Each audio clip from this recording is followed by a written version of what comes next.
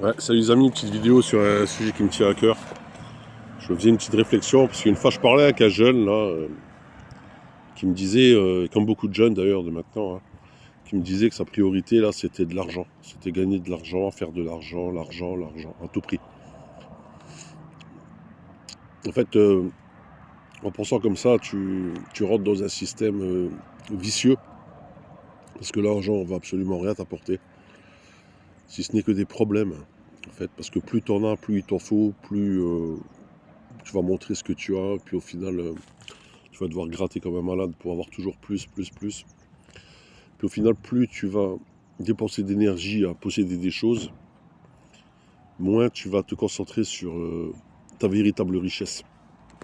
C'est-à-dire ton potentiel artistique, ton, ton observation, ton sens critique, ton recul sur les choses. Parce que la course à l'argent, malheureusement, nous fait pas prendre de recul. C'est impossible d'avoir du recul quand on est dans la course à l'argent. Je le sais parce que je l'ai vécu, j'ai été longtemps dans cette course-là, parce que j'étais influençable. Plus jeune, j'étais influençable, donc j'étais pareil dans cette même quête, on va dire. Je pensais que l'argent allait résoudre des problèmes, mais en fait, ça m'en a apporté plus qu'autre chose.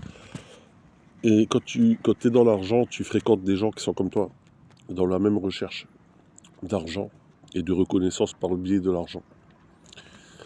Et en fait, c'est un peu l'effet parvenu, quoi. C'est-à-dire, là, je suis en train de lire un livre sur un petit peu la révolution industrielle, et puis un monsieur qui avait, qui avait construit un château pour ressembler aux nobles, en fait. Mais ce mec-là était issu de la classe moyenne, on va dire, voire même la classe pauvre, à l'époque, voilà, au XVIIIe siècle, là, tu vois. Et le gars, en fait, il a toujours été perçu comme un minable parmi parmi les grands, quoi, on va dire. Malgré qu'il a un beau château, des beaux jardins.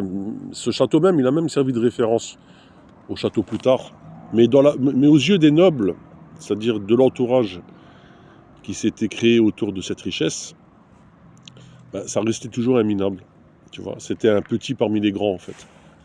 Et dans cette course à l'argent, nous, là, nous, le peuple, on sera toujours des petits parmi les grands, on sera des minables dans un jeu vicieux. On sera toujours les minus, les minables, à vouloir posséder plein de choses. Alors malheureusement, l'argent, ben, il en faut pour vivre, malheureusement. Et on nous a rendus esclaves de l'argent parce que tout est capitalisé. Donc tu es obligé d'avoir de l'argent, tu es obligé d'en gagner. Mais je voulais dire aux jeunes, là, si je pouvais lui faire gagner un peu du temps, que c'est une mauvaise course en fait. Il se trompe complètement de chemin. Alors ce chemin-là, il est obligé de le faire, il va le faire, mais de toute façon, il fera pas marche arrière. C'est une expérience de vie. Mais il va vite se rendre compte que déjà le bien matériel qu'il va posséder, bah déjà c'est tarissable, c'est démodable. Et souvent, tu te crées aussi des amitiés autour de ces biens. Donc c'est des amitiés qui ne durent pas. C'est des jalousies. Tu t'entoures de gens envieux. Tu trouves une nana qui est là peut-être que pour ton bien matériel. Et au final, tu n'es plus personne. En fait, cet argent va remplacer ton individu, ton être.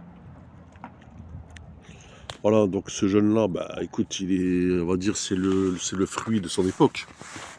Lui, on va dire qu'il essaie de bien faire. Il pense qu'en faisant comme ça, il joue gagnant, qu'il va bien s'en sortir.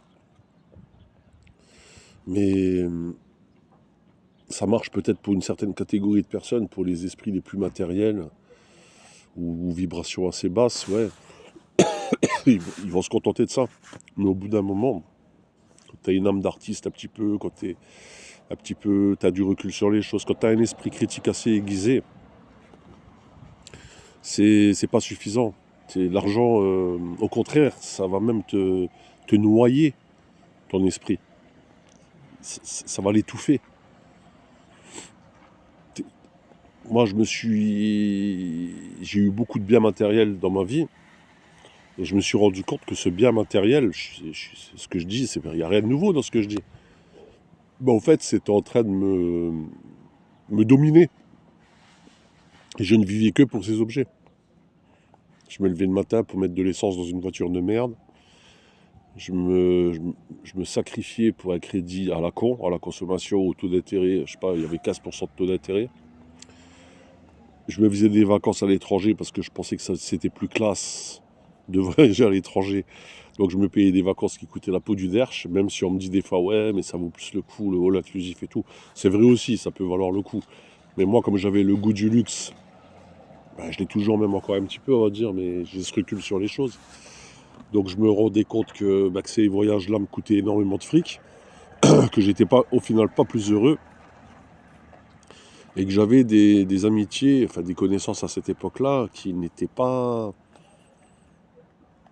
comment dire, qui n'étaient pas favorables, on va dire, à des échanges spirituels et autres, voire même des discussions plus approfondies sur le monde, parce que quand tu es dans la course à l'argent, tu restes dans le monde de la matière, du plus bas, on va dire, du plus bas dénominateur commun qui puisse exister, du plus bas combat qui puisse exister pour gagner du fric, et ça rend les gens minables au final. Ce combat-là rend les gens minables, rend les gens envieux, rend les gens jaloux, rend les gens agressifs. Moi, j'ai juste à voir tous les jours en région parisienne, rend les gens malheureux, rend les gens tristes. Donc, alors on va me dire, ouais, mais il faut de l'argent pour vivre. C'est vrai, et encore une fois, je le répète, parce qu'on a donné trop de crédit à ce pognon de merde, et trop de crédit à ces enculés qui nous dirigent.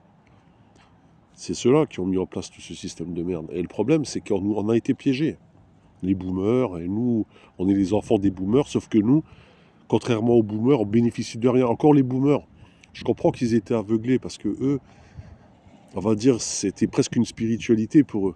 La matière, tout ça, profiter de la vie, tout ça, ça remplaçait presque la spiritualité, parce que ça leur procurait tellement de bien-être que, voilà, quoi, ils s'en foutaient d'aller se réfugier dans la spiritualité. Mais nous, si tu veux, on est les enfants des boomers, mais on n'a plus rien. Pour posséder le peu là que eux ils avaient, tu vois, juste une petite baraque à la campagne avec un petit coin de jardin, t'es obligé de faire un crédit sur ta vie. Tu comprends? Donc voilà les amis. Donc le jeune là, bah écoute, c'est bien, c'est un jeune qui était sympa, tu vois, et tout. Mais lui, c'était que l'argent. Au moindre truc que je parlais, c'était pour l'argent, faire de l'argent. Après, il me dit plus tard, j'ai un gamin, je le mets au foot pour qu'il me rapporte de l'argent. Tu vois, c'est que ça. Si ça peut le rendre heureux, tant mieux pour lui, mais j'ai des gros doutes là-dessus. Ciao.